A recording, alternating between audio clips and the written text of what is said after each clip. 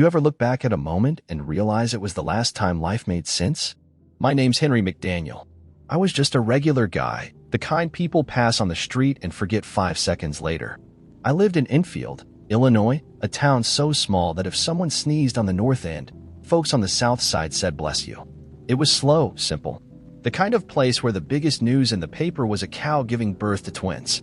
I had my wife, Marcia, sharp as a whip, kind as spring rain, and our 2 kids, Tim, 10, smart mouth with a heart of gold, Sarah, 7, sweet and spooky.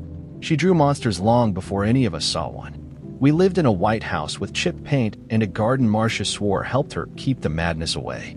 I worked at Denny's auto shop, same job since I was 19. Fixed beaters, drank bad coffee, shot the breeze. It wasn't glamorous, but it was mine. Our days were the kind that blurred together. Pancakes in the morning, cartoons, dinner by 6, and Marcia humming while folding laundry. You don't realize how precious that kind of boredom is until something rips it from your hands. That summer, the summer of '73, it started like all the others. Hot, heavy, the kind of heat that stuck to your lungs. On July 25th, I was outside, finally fixing that leaning fence post. I put it off for weeks, but guilt catches up eventually. The sun had dipped low, turning the trees amber. Crickets chirped. Wind rustled the grass. That's when I heard it. A sound that didn't belong. It was low at first, almost like a growl, but layered metallic somehow, like a machine breathing. I froze, hammer mid-swing. I turned slowly toward the woods behind our house. Those trees had always been background noise, comforting, familiar, but now they looked different. Still, watching, and that's when I saw it. At first I thought it was a trick of the light, the heat, my eyes, something, but no, there it was, standing just beyond the tree line, motionless, 3 legs, planted wide like a tripod. Its body, squat and lumpy, almost lizard-like, with pale, rubbery skin that shimmered like oil. 2 arms hung limp at its sides, too small for that body. But the eyes, God, the eyes. Bright pink, like someone had shoved 2 flashlights behind frosted glass. They didn't blink. They just stared. My skin crawled. I dropped the hammer, and the sound of it hitting the dirt felt like a firecracker in the silence. Still, the thing didn't move. I wanted to yell, to run, but I was frozen. Then it let out a sound. Not the growl from before. Something sharp, shrill, like a scream filtered through a radio tuned to the wrong frequency. It sliced through me. I felt it behind my eyes. And then, it vanished. I don't remember walking back to the house. One moment I was staring at the empty woods. The next I was fumbling with the back door, breath shallow, hands slick with sweat. Every step felt like walking through molasses. My boots crunched the gravel path louder than they should have. Every sound, every creak, every breeze felt magnified, like the world was holding its breath. I slammed the door behind me, hard enough to make the windows rattle. Inside, everything was as it should be. Marcia stood at the stove, stirring something in a pot. The smell of garlic and onions filled the air. Tim and Sarah were on the floor watching cartoons, bickering about which one was better. It was so normal it made me dizzy. Henry. Marcia turned, wiping her hands on a dish towel. You okay? I must have looked like I'd seen a ghost. Maybe worse. I could still feel the creature's eyes on me, like a stain. My voice came out hoarse. I saw something, out by the trees. She raised an eyebrow. What kind of something? I couldn't put it into words. Not properly. It had 3 legs. It was just standing there, staring. Its eyes pink, glowing, like lights. Tim laughed, but it was a nervous laugh. Like a Martian? Sarah didn't laugh. She was staring at me, eyes wide and unblinking. Something in her face made me pause. Not surprise. Recognition. I think it's real, she whispered. We tried to go on with dinner like nothing had happened. I told myself it was the heat, exhaustion, maybe even a weird shadow. Marcia didn't press me. She could see I was rattled, but I knew she didn't believe me either. Not really. The kids went to bed early, which was unusual. Tim normally begged for just 5 more minutes of cartoons, but tonight he walked up the stairs without a word. Sarah lingered, sketch pad in hand. I noticed something on the page. A shape, round body, stick arms, and 3 uneven legs. 2 eyes scribbled in pink crayon, glowing. You draw this tonight? I asked. She nodded, not looking up. I saw it in my window last week. That night, sleep didn't come easy. I lay in bed, staring at the ceiling fan spinning slow and steady, my ears straining against the silence. Then I heard it. At first, I thought it was branches tapping the window. But no, this was different. A soft, scraping sound. Slow, repetitive. Scratch, scratch, scratch. It was coming from the back door. I sat up. Marcia stirred beside me. "Henry," she murmured. I didn't answer. I grabbed the flashlight, heart pounding, and crept down the stairs. The house was pitch black, the beam from the flashlight cutting a narrow path through the darkness. I reached the kitchen. The scratching grew louder. Closer. I flipped on the porch light. There on the screen door were 3 deep, vertical claw marks. Fresh. Something had been trying to get in. We didn't sleep that night. The 4 of us sat huddled in the living room, the kids wrapped in blankets, Marcia clutching a kitchen knife she barely seemed to realize she was holding. I sat near the door with the flashlight, its beam pointed at the hallway like a spotlight on a stage no one wanted to cross. Every few minutes, I'd hear something floorboards creaking, wind slipping through the walls, and my heart would stop. But nothing came. Just silence. When morning finally crawled its way through the curtains, I told Marcia I was calling the police. She didn't argue. The officer on the phone, young voice, probably some fresh recruit, listened politely, too politely. "Mr. McDaniel, we've had a few other strange calls lately. Could be raccoons or coyotes. I'd recommend keeping the doors locked and lights on. Let us know if anything else happens." That was it. Keep the lights on. Like that would stop whatever was out there. I didn't go to work that day. I grabbed my boots and a camera and went back to the edge of the woods.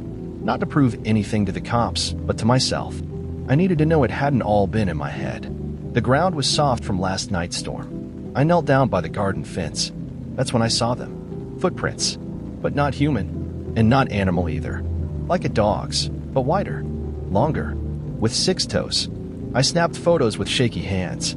That evening, Sarah handed me another drawing. It was our house. Viewed from above. Every window, every door, detailed. All drawn in black crayon. Except for one thing. At the edge of the page, in pink, 2 glowing eyes. Staring in. The MT Vernon Register News ran the story the next morning. My name was right there on the front page. Enfield monster. Local man claims encounter with strange creature. They didn't mock me, not outright, but the tone was cautious, like they were humoring a man on the edge. They used words like alleged and unconfirmed. Still, the phone started ringing. At first, it was reporters, a few radio hosts, even someone from out of state asking if I'd seen UFOs too. But then the neighbors began calling. Mrs. Thompson, who lived just down the block, came over shaking. Said she saw something in her backyard the night before. "It moved weird," she whispered. "Didn't walk. More like it bounced. And those eyes, pink, just like you said." A boy named Billy, maybe 10, said something chased him through the woods behind the gas station. His parents thought he was lying, until they saw his torn shirt and the scratches on his arm. By the end of the week, the town wasn't laughing anymore. People were locking their doors in the middle of the day. Pets started disappearing. Dogs refused to go near the woods. Marcia wanted to leave. I couldn't blame her. But something inside me, pride, fear, maybe both, told me we couldn't run. Not yet. That night, while locking up, I noticed the scarecrow in our backyard was missing. It hadn't blown away. The pole was still there, just snapped clean in 2. The air in the house turned heavy. We spoke in whispers. Even the kids were quieter. And somewhere out there, the thing was getting closer. The police came again, this time in force. For squad cars, rifles in hand, flashlights slicing through the dusk. Officer Johnson knocked on our door, eyes bloodshot. "We've had too many calls to ignore it now," he said. "Something's out there. We're gonna find it." Marcia clutched my arm when they asked me to leave them. I kissed her forehead. "I won't go far," I said, lying through my teeth. We moved single file into the woods behind the house. I carried my flashlight, same one from the night I saw it. Funny how a piece of plastic can feel like a shield. The trees swallowed us fast. The deeper we went, the quieter it became, like the forest was holding its breath. Then Officer Vega froze. "There," he said, at the base of a tree. More claw marks, deep and deliberate, as if something had been counting days into the bark. Beside it, a pile of bones, animal mostly, but one looked like a child's hand. We pressed on. The air got colder. Then we found it. A clearing, maybe 20 feet across. In the middle stood a stone circle, old, weather-worn, covered in moss. Symbols carved into the rocks, twisting, unfamiliar. "What the hell is this?" Johnson muttered. I didn't answer. I was staring at the ground. Footprints, the same as before, six-toed, deep. But this time, there were dozens. Vega backed away. "We need to leave. Now." That's when we heard it. That same high-pitched screech.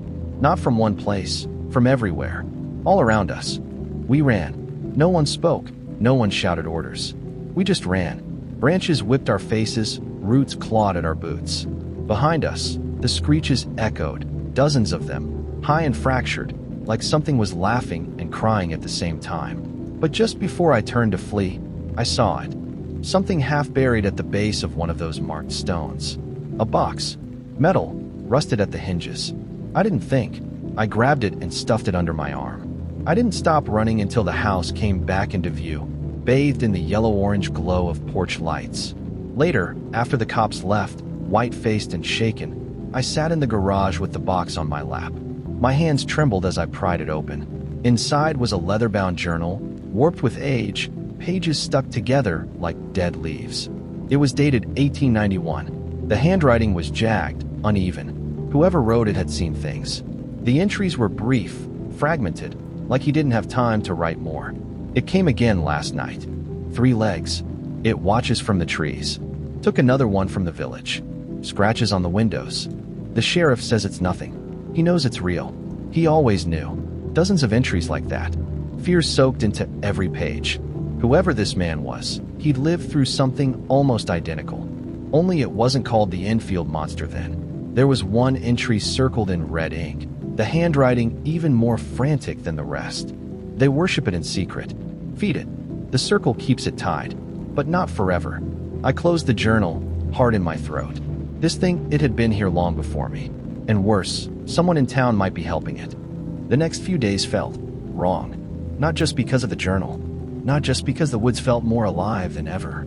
It was the people. At the grocery store, old Mr. Kellerman, who never spoke more than a grunt, watched me too long, his cloudy eyes following me down the cereal aisle. At the gas station, the attendant slipped up and said, "It's getting close again," before quickly changing the subject.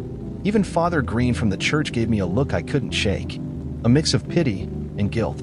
I told Marcia about the journal, showed her the circled entry. She paled. "You think someone in town is helping that thing?" I nodded. "Someone. Maybe more than one. Maybe it's been passed down. Like a ritual. A duty." Sarah had started talking to her closet, whispering, smiling like it was normal. Tim was quieter, but I caught him staring out the window for hours, unmoving, like he was listening. Marcia cried in the bathroom when she thought I couldn't hear. We were unraveling. That night, I dreamed of the creature. But it wasn't outside, it was in our living room, sitting in Marcia's chair, watching cartoons with the kids. It turned to look at me. Smiled. Its mouth was too wide. When I woke up, I was screaming. And outside, in the dirt under our window, new footprints. But this time, they were smaller. I couldn't sit still anymore. I needed answers, real ones. So I went to the county library, the kind with creaky floors and a smell like wet books and dust. I asked the clerk about disappearances. Old ones. She gave me a look. The kind that lingers too long. Then she nodded once and disappeared into the archives. 20 minutes later, she came back with a yellowed folder labeled Missing Person, David Walker, 1947. Inside were brittle papers, fading photographs, and a single newspaper clipping. Local boy disappears near woods, no trace found. David Walker, age 11, last seen playing near the woods behind his family's house on Elm. The same woods that bordered our neighborhood today. His older brother, Thomas Walker, reported the disappearance. Said David had been having nightmares, talking about the pink-eyed man that watched him sleep. The police found no leads. The town moved on, but Thomas never did. He was still alive, still in Enfield. I found him 2 streets over, in a rundown house with boarded windows and a porch full of wind chimes. When he opened the door, his eyes locked on mine. You've seen it too. We sat in his kitchen, drinking lukewarm tea. I told him everything, what I'd seen, what I'd found, what I feared. He nodded along, almost relieved. I tried to warn people. They laughed. They always laugh. But it's real. It takes children when it's hungry, and it lets us suffer while it watches. He stood, crossed the room, and pulled a dusty photo from a drawer. This, he said, is the last drawing my brother made. It was nearly identical to Sarah's. Our house, windows, shadows, and those pink, glowing eyes. I left Thomas Walker's house with a weight in my chest I couldn't shake. This wasn't new. This wasn't random. The thing in the woods had been feeding off this town for decades, maybe longer. Back home, the air felt wrong. Not in the way it did when a storm was coming, or when your gut told you someone was watching, though that was still true. This was deeper, like the house itself had absorbed the fear and was slowly decaying under the pressure. Marcia didn't ask where I'd been. She just handed me a note Sarah had written. "He's talking funny again. I think it's not him sometimes." I went to Tim's room. He was lying on his bed, arms limp at his sides, staring at the ceiling with wide, unblinking eyes. I sat beside him. "Tim, nothing." And then he spoke, but it wasn't his voice. The words came slow, deep, rattling from his chest like ancient dust. "Old Dre Vanos Carta, in Nel Thraka." It didn't sound like gibberish. It sounded old, intentional, like something was speaking through him. Marcia stood in the doorway, trembling. What does that mean? I didn't know, but when I looked at Tim's hands, I saw something that stopped my breath. Thin red lines. On his palms. 3 of them, perfectly straight, like claw marks, like a mark. That night, I flipped through the journal again. Back near the end, there was a drawing I hadn't noticed before. A circle. In the center, 3 lines. The same pattern, labeled only. The claimed. I didn't sleep. I sat in the kitchen with the journal, flashlight propped up on a soup can, flipping through brittle pages until dawn. Over and over, the symbol appeared, 3 lines. Sometimes in margins, sometimes carved over sketched faces, sometimes on doorways, always with one word beneath it. Claimed. By sunrise, I knew what I had to do. I got dressed, kissed Marcia on the forehead, she didn't stir, and drove straight to St. Augustine's. The church was still dark, save for the flicker of a candle behind the altar. Father Green was there, alone, like he'd been expecting me. "You found the journal," he said without turning. I froze. So it's true. His hands were trembling. We were told to forget, to let the forest keep its silence. I stepped forward. "What is it?" He finally looked at me, eyes hollow. "A watcher, older than any book or prayer. It's not a demon, not exactly. It doesn't punish. It harvests. Why us? Why Enfield?" Father Green glanced toward a trapdoor behind the pulpit. "Because we fed it once. And what you feed, you owe." We descended together. The air beneath the church was damp, thick with rot. Walls of stone closed in around us. Then we reached it. A chamber, circular. At the center, another stone circle, identical to the one in the woods. But this one had names carved into the floor. Dates. Symbols. Some old. Some are recent. I stepped closer and found one that made my blood run cold. David Walker, 1947. Sarah McDaniel, scratched and fresh. I staggered back. "She's next," Father Green whispered. "It speaks to the marked." When I got home, I found Sarah in her room, crouched beside her closet door. "She was talking again," she whispered. "She says she's waiting." "Who is?" Sarah didn't blink, didn't look away. The lady with the glowing eyes. I became a man obsessed. I tore open every drawer, every shelf in the garage. I set up motion detectors, wired cameras to face every door and window. I even bought floodlights, enough to make the backyard glow like a football stadium at night. Marcia said nothing anymore. She walked like a ghost through the house, flinching at shadows, holding Sarah's drawings like scripture. Tim barely spoke. And Sarah? Sarah smiled too much. Not a child's smile. The kind you see in dreams that leave you sick. I installed a camera in her room while she slept. That night, I sat in the garage with the feed pulled up on the old TV I used for Cubs games. For hours, nothing. Then, 3:11 a.m., Sarah sat up, eyes open, blank. She stepped out of bed, barefoot, and walked to the window. Not to look out, to unlock it. Then she climbed out. I dropped everything, ran through the house like it was on fire. I screamed her name. Woke Marcia, woke Tim. We ran into the backyard, floodlights on. But Sarah was already gone. No sign of struggle, just small footprints leading into the woods. We followed. Branches tore at our arms, thorns bit our legs, but we didn't stop. I called her name again and again until my throat bled. Then movement, a flicker of white between the trees. I rushed forward too fast, tripped on a root, and hit the ground hard. When I looked up, she was there, standing in the clearing, The one with the stone circle. And beside her, something hunched. It was holding her hand. I scrambled to my feet, heart pounding, lungs burning. "Sarah," I roared, but she didn't move. She turned and looked at me, her expression blank. And that thing, whatever it was, tilted its head, eyes glowing like dying coals. Then, in a blink, it vanished into the dark with her. No rustling, no footsteps, just gone. We searched until morning. Nothing. No footprints. No bent grass. Not even that cursed stone circle remained. It was like the woods had swallowed the whole clearing back into the earth. The police arrived hours later. Said it looked like a runaway. "Kids get weird ideas," they said. "She probably wandered off. Maybe saw something on TV." TV? Marcia collapsed when they said that. The next few days were hell. I didn't eat. I barely slept.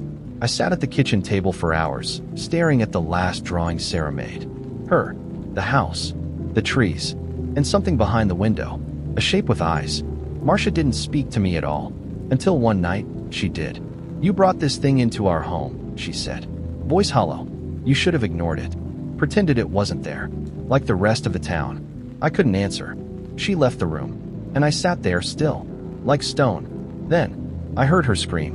I ran to our bedroom. She was standing at the mirror, hand on her mouth. Her face pale, her eyes wide. "I saw her," she whispered. "In the glass. She was in the woods, wearing the same pajamas. But her eyes, what about them? They weren't hers." That night, sleep didn't come. It dragged us. I don't remember closing my eyes. One moment I was staring at the ceiling, heart thumping against my ribs, and the next, I was standing barefoot in a forest that wasn't ours. The trees were taller than buildings, their trunks slick and black like oil. No sky above, just an endless void leaking whispers. The ground pulsed beneath my feet, like the earth itself was breathing. I turned, and there she was. Sarah. She stood between two trees, her face expressionless.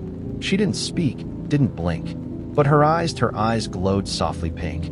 Behind her, something stirred.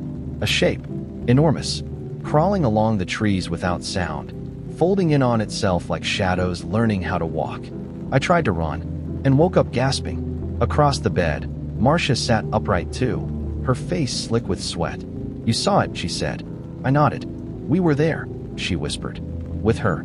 The next day, someone knocked at our door. Not a cop, not a reporter.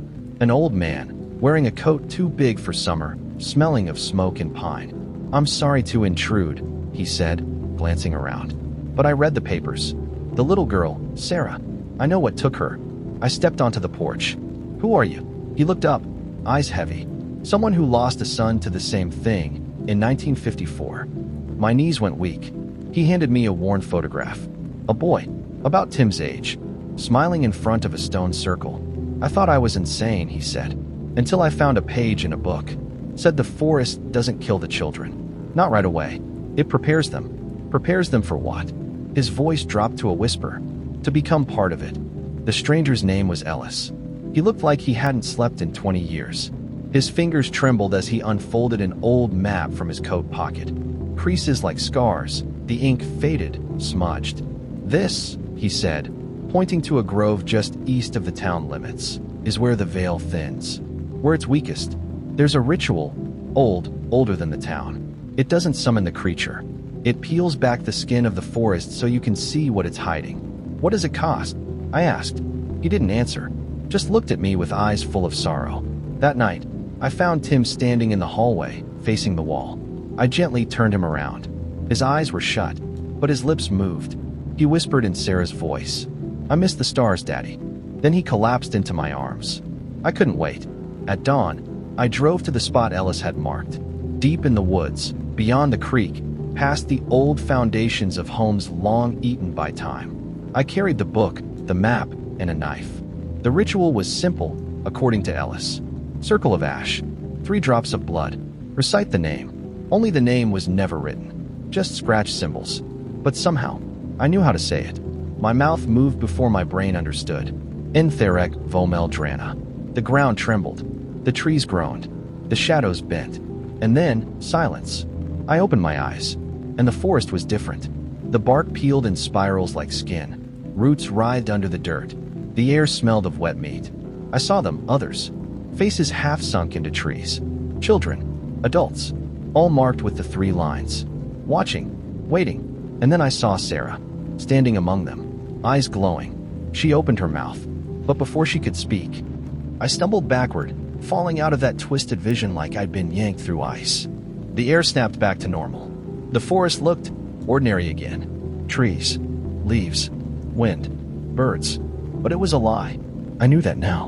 And then my phone rang. Marcia. Her voice shattered through the speaker. Henry, he's gone. Tim's gone. I didn't drive home. I flew. Blew past stop signs. Barely missed a mailbox. When I burst through the door, Marcia was sobbing in the hallway. The door, she said, pointing. The basement door stood wide open. I gripped the frame and leaned over. No sound. No footsteps. Just breathing. Not mine. Slow, raspy. From below. I grabbed the flashlight and stepped in. Each stair creaked louder than I remembered. Dust swirled. And then, at the bottom, I saw something I'll never forget. Not Tim. A shape. Thin, tall, faceless. Wrapped in rags like bark or skin. It stood in the far corner, as if it had grown there. Its arms reached up to the ceiling, no joints, just long stalks. And dangling beside it, a bundle of clothing. Tim's shirt. His shoes. Empty. I screamed. I lunged. But the shape melted into the shadows, pulling the clothes with it. Marcia didn't speak for 2 days. She just sat on Sarah's bed, rocking. That night, I went through our footage. Found nothing. Except one frame. 3:33 a.m. Tim, standing in the kitchen. Alone. Behind him, reflected in the glass of the microwave, was a figure. Pink eyes. 3 legs. Arms raised. Like it was reaching for him. It came in a plain brown envelope. No return address. No postage. Just left on our porch like a forgotten memory. Inside was a single cassette tape, labeled in shaky handwriting. To those who remember. I stared at it for an hour before I finally dug out the old tape deck from the garage, dusted it off, plugged it in. It clicked. Word. Then static. Faint. Distant. The kind that wraps around silence and makes you doubt your hearing. Then, a voice. Small. Soft. Daddy. My breath caught. It was Sarah. Not a recording. Not something from years ago. Her voice as it was now. Older. Tired. Hollow. I don't know what day it is, she whispered. The trees don't move here. There's no sun. Just the dark that hums. Marcia walked in behind me.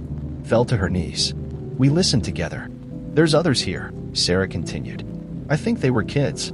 Some of them talk, but not with words. Some don't talk at all anymore. Their mouths are gone. A sound. Behind her. Wet. Breathing. It got closer. Sometimes it lets us see the sky, she whispered. But it's not ours. It's black. It's made of things that fly without wings. Then, a pause. And something else spoke. Not a voice.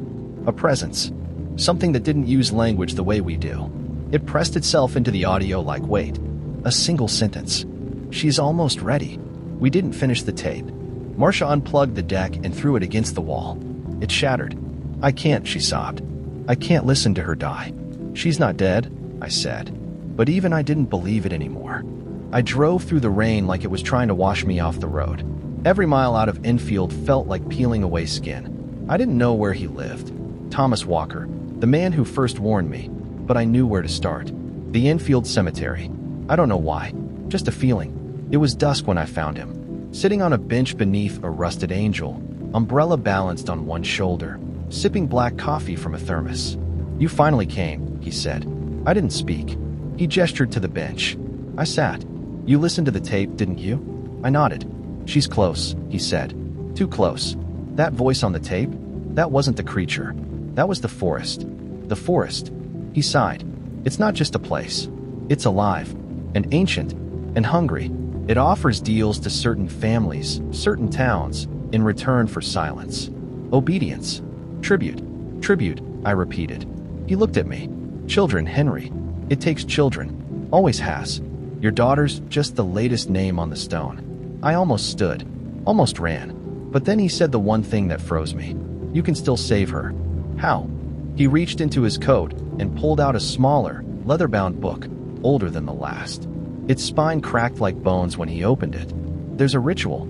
Forbidden. Dangerous. But it's been done. It doesn't destroy the forest. Nothing can. but it can open a door. He turned the page. To get her back, you need blood from the marked and a willing offering. My stomach dropped. What kind of offering? He didn't answer, just stared. And that's when I understood. The forest takes something for everything it gives. To get Sarah back, I'd have to give something. Something living. I couldn't sleep after Thomas told me. I just sat in the garage, staring at the blood-stained pages, trying to pretend I had a choice. Tim was gone. Sarah trapped. And now, the forest wanted something back. A life for a life. I kept thinking, maybe I could trick it. Offer an animal. A symbolic gesture. But the words in the book were clear. Of blood born, and of blood taken. A heart must walk willingly into the roots. A human soul. At dawn, I loaded the trunk. Circled chalk, the bone knife Thomas gave me, the book. I didn't even hear the passenger door open. Marcia sat beside me. Pale. Quiet. I knew you wouldn't tell me, she said. But I heard everything last night. And I've already decided. Decided what? She turned and looked me in the eyes. Her voice didn't shake. I'm going with you. We reached the circle, the same place I'd spoken the name. It was waiting for us. The clearing was too quiet. Not even wind. The trees bent slightly inward, like an audience leaning close. I drew the circle, lit the candles, read the chant, and then the knife. I handed it to Marcia, but she stepped into the circle instead. Stop, I said, heart pounding. That's not how. It has to be me, she whispered. She came for me. I'll bring her back. Tears streamed down her cheeks. She's just a little girl, Henry. No, we can find another way. There is no other way. She smiled, the kind of smile that breaks you. Then, before I could move, she plunged the blade into her own chest. The forest groaned. The ground cracked. The candles burst into flame. And somewhere deep beneath the soil, something opened. I don't remember falling. 1 second, I was holding Marcia's body, her blood soaking into the forest floor, into the roots, and the next, I was gone. No light, no sky, no wind, just weightless falling. Then breath, not mine, all around me, like the world itself inhaled in rhythm. I opened my eyes. I wasn't in Enfield anymore. I wasn't anywhere. The trees were titanic, skeletal things. They stretched into a ceiling of bones and stars. Wrong stars, moving too fast, too red. The ground beneath me rippled like skin beneath heat. And behind me, the circle, still burning. A doorway, but the knife and Marcia were gone. The forest had taken them. I wondered, or maybe the ground moved beneath me. It was hard to tell. Time didn't feel real here. It stretched, bent, looped. I saw things I'll never be able to explain. A deer with a face like a screaming man. A tree bleeding from a hollow mouth. A child made of moths that scattered when I blinked.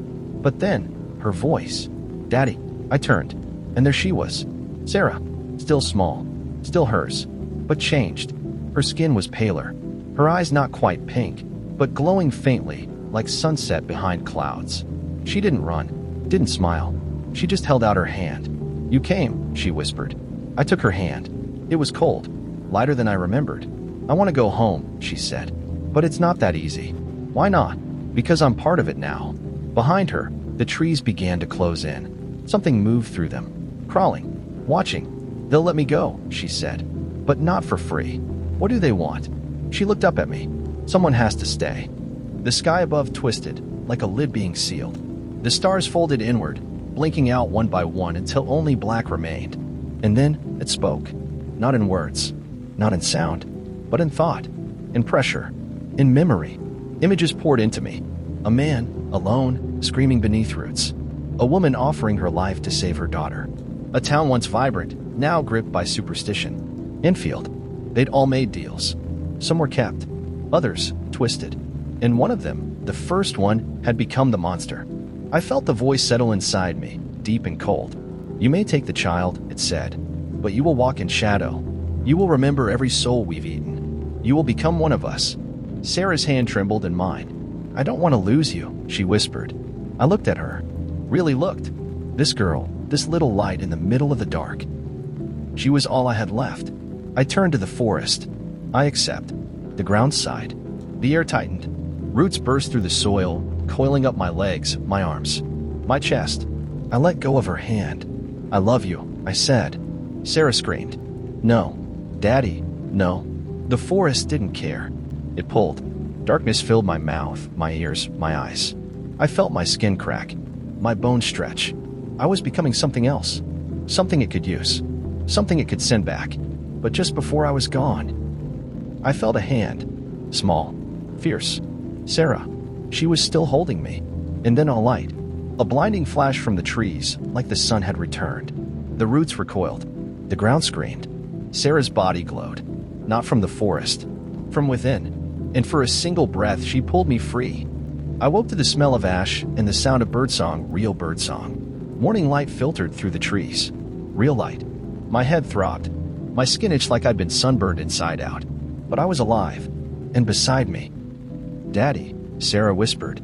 She was curled against me, her tiny hands gripping my shirt. Real, breathing, warm. We were back.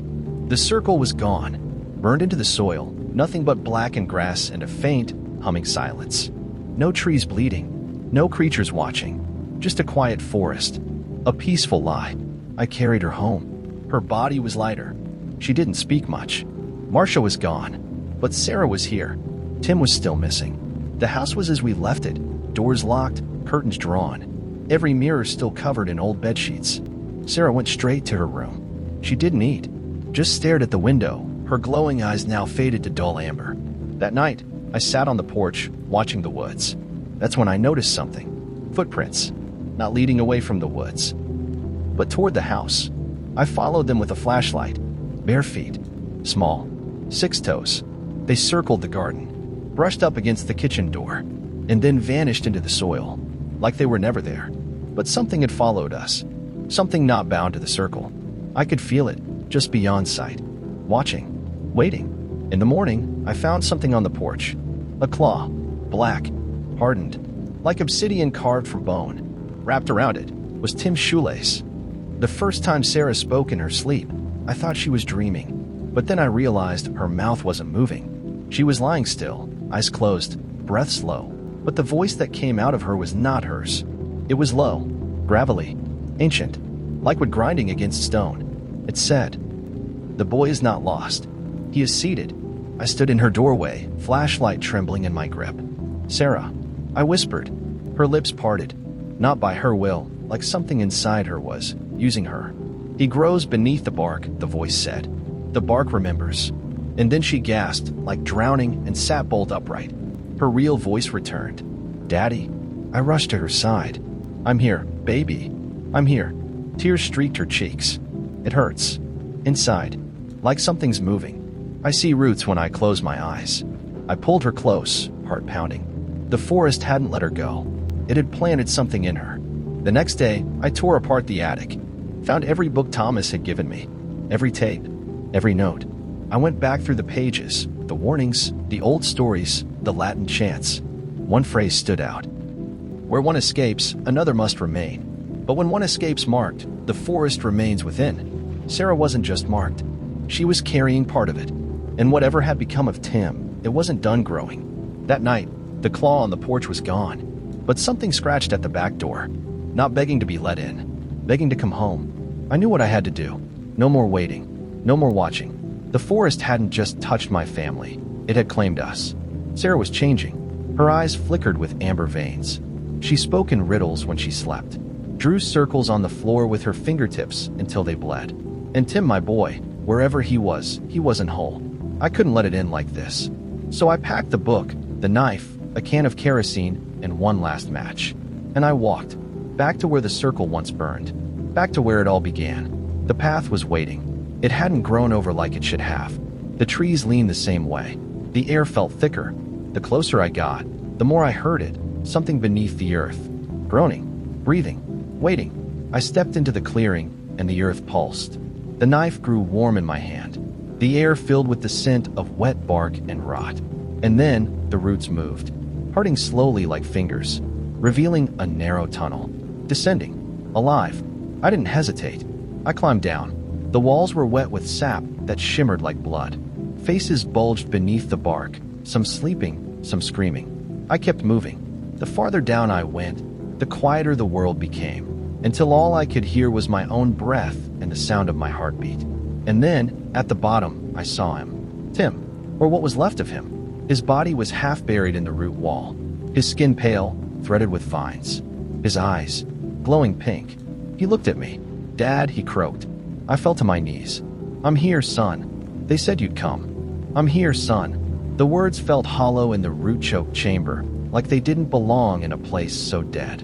Tim blinked slowly, his breath labored, like it hurt just to exist. "They showed me everything," he whispered. "The beginning, the deals, the sacrifices." His voice cracked. "I didn't want to stay, Dad, but they wouldn't let me go." I moved closer, heartbreaking. His body, part boy, part bark, shivered as I knelt beside him. "I'm going to get you out of here," I said. He shook his head slowly. "No, you can't. If you pull me out, it'll spread. I'm the cork, Dad. The seal." Behind him, the walls pulsed like a heartbeat, pink veins glowing faintly inside the roots. "They said if I stay, Sarah lives." "No," I said. "That's their lie. Just another game." I pulled the kerosene can from my pack, unscrewed the lid. Tim's eyes widened. You can't." "I can." I met his gaze. "Because you're my son, and no one owns you. Not even them." I poured the fuel along the base of the roots. The thick liquid soaked into the bark like it was drinking it. Tim started to cry. Not from fear, from relief. "Tell Mom I love her," he whispered. "You'll tell her yourself," I said, even as I struck the match. The fire was instant. Hungry. It roared like 1,000 screams buried deep beneath the dirt. The chamber lit with orange fury, shadows dancing wildly across ancient bark. Faces twisted, roots writhed, and Tim, he smiled.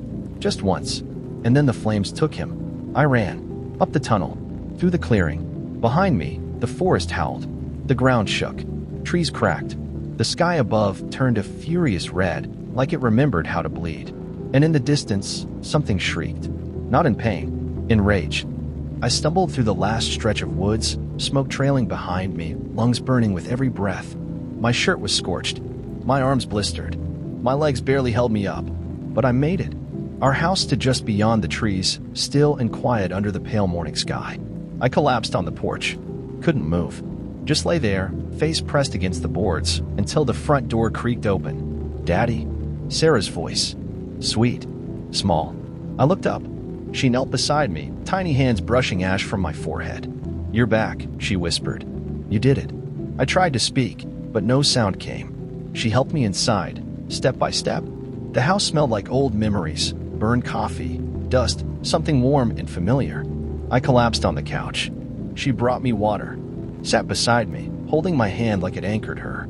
Then she leaned in close, her voice barely audible. "The forest is quiet now." I nodded weakly. "It's gone, Sarah. I burned it." She looked at me, not scared, not sad, just knowing. "I saw Tim," she said. "In my dream." He was smiling. Tears welled in my eyes. "He's at peace," I said. She nodded. "But Daddy." I turned to her. Her gaze was steady, her voice calm. "The roots are dead, but the seed is in me." The world stopped. I stared at her, breath caught in my throat. "What do you mean?" She placed a hand over her chest. "It speaks sometimes. Not loud. Just whispers. It dreams through me. It remembers." My heart cracked. All I had done, Marcia's sacrifice, Tim's death, the fire. And it still wasn't over. That night, she drew again. Circles. Roots. Eyes. One page showed a small girl standing alone in a burning forest. Her eyes were glowing. And behind her, something enormous. Watching. At first, it was small. Sarah stopped eating sweets. Said they tasted too bright. Then came the whispers. I'd catch her murmuring in her sleep. Names I didn't know. Sometimes dates. Sometimes whole sentences in a language I couldn't understand. She began avoiding sunlight. Said it made her dizzy. She stared at trees for hours, like she was listening. And sometimes, she smiled at them. I tried to stay calm. Rational. I told myself it was trauma. Residual. She'd been through hell. We both had. But the truth sat in my chest like a stone. The forest hadn't died. It had planted itself in her. The root system was gone, burned, severed. But the seed? The seed had survived. And it was growing. One morning, I woke to find her standing barefoot in the garden. Her arms were spread wide, her hair full of leaves. The plants bent toward her. Not wind. Deference. She turned slowly when she sensed me. "Daddy," she said softly. I dreamed the worms again. They told me things. What things? I asked, dread curling in my gut. She smiled. Not cruel, not kind, just distant. That the town will feed. I thought I misheard. But the very next day, old Mr. Hilson vanished. He'd lived on our street for years. Quiet, routine, always out at dawn tending his lawn. Now, gone. No note, no sign of struggle. Just a trail of damp soil from his doorstep to the woods. By the end of the week, 4 more were missing. All from Enfield. All good people. All disappeared without a trace. I confronted Sarah. Are you doing this? I asked, my voice cracking. She looked up from her drawings. Her eyes now shimmered faintly, gold and pink swirling like oil on water. I'm not doing anything, she said. They come to me. I just remember them after. I tried warning them. I went to the police station twice.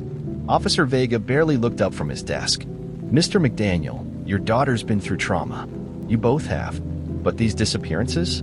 Probably just folks moving away. Moving away? I snapped. With no bags? No cars? No damn goodbye. He sighed. You need rest, Henry. Maybe take Sarah out of town for a while. It'll help. Help? She wasn't sick. She was becoming something. I called the local paper next. Told them everything. The article ran 2 days later. Man behind Enfield monster sighting now claims daughter connected to disappearances. They thought I was crazy. Maybe I was. But I wasn't wrong. That night, I found Sarah in the living room, eyes wide open in the dark. She wasn't blinking, just staring. When I turned on the light, she didn't flinch. Her voice came out slow, thick, like something ancient pushing through a child's throat. The bark has regrown. The circle reforms. The bloom is near. I backed away, whispering, Sarah. She blinked, and she was back. Daddy. She didn't remember saying anything. Didn't remember standing in the dark. Didn't remember the soil smeared across her hands. The next day, a sinkhole opened near the old school, 12 feet wide. Roots spiraled down its walls. Inside, they found something. Not a body. A tooth. Curved. Black. 12 inches long. The town sealed the site. But I knew. The forest was coming back. And this time, it was using my daughter to build itself a new body. I was running out of options. The town wouldn't listen. The police brushed me off. Even the neighbors crossed the street when they saw me coming. But there was one man left. Someone Thomas once mentioned in his tapes. A preacher. Long retired. Lived alone out past the cornfields near the river bend. They said he once tried to cleanse the woods outside Enfield. Said he walked out there with a Bible and a jug of holy water and came back 3 days later with white hair and trembling hands. His name was Reverend Alric. I found him in a crumbling farmhouse, surrounded by dead sunflowers and rusting wind chimes. He opened the door before I knocked. I was wondering when you'd come, he said. His eyes, pale, glassy, held a knowledge that felt carved into bone. She's waking, isn't she? He asked. I nodded. She's my daughter. He gave a small, pitiful smile. Not anymore. I begged him to help, to banish whatever had planted itself inside her. He didn't respond. He just packed a bag of salt, a thick Bible bound in iron clasps, and a flask of something dark. And then he followed me home. Sarah was drawing again when we arrived. Circles within circles. A spiral of figures with eyes and roots for limbs. When Reverend Alric stepped inside, she looked up and smiled. Ah, she said, in that voice. The one that wasn't hers. The one who ran. He froze. She stood, took a single step forward, and he knelt. Not to pray, to bow. I grabbed his arm. What the hell are you doing? He didn't meet my gaze. She is no longer child, man, or beast, he whispered. She is the sapling of what sleeps below. I failed to stop at once. I will not defy it again. He dropped the Bible, turned, and walked out without another word. Sarah watched him go, then turned to me, still smiling. I nailed the windows shut, bolted the doors, unplugged the phones. It was just me and Sarah now. The world outside didn't matter anymore. It was already lost. What mattered was what she was becoming, and what I had left to stop it. That night, she didn't sleep. She sat in the corner of the living room, whispering to someone I couldn't see. The air grew heavy, humid, like the forest had crept inside the walls. The wallpaper peeled. Moss spread under the floorboards. And still she whispered. At some point, I realized she wasn't alone. There were footsteps. Slow, heavy, in the hall. But no doors opened. No one ever entered. Just the sound of something breathing behind the drywall. Something waiting. I sat on the edge of my bed with the kerosene and the last match. It was the same decision I made years ago. Only now, it wasn't the forest I had to burn. It was my home. I approached her. She was drawing again. This time, it was the house. Our house. In flames. And a figure inside, screaming. Me. She looked up. "You know what to do," she said. And for the first time. Her eyes flickered pink, then turned blue. Her voice broke through. "Daddy, do it." I lit the match, dropped it onto the rug. The fire took hold instantly, like it had been waiting, too. It crawled up the walls, devoured the ceilings. And as I held her tight in my arms, I heard the shriek again, just once. Like the final breath of something ancient being pulled back underground. We never made it out. But maybe we weren't supposed to. Maybe we were the roots. And our ending was the final bloom. They say the McDaniel house burned down in the early hours of August 3rd, 1973. No survivors. No explanation. Just scorched earth and a garden that never stopped growing. Even in winter. The locals still talk. About the Enfield monster. About what it really was. Some say it's dead. Others say it's only sleeping. Waiting for another child, another seed. And on quiet July nights, when the wind rustles the trees just right, you can still hear her voice. Whispering. The end.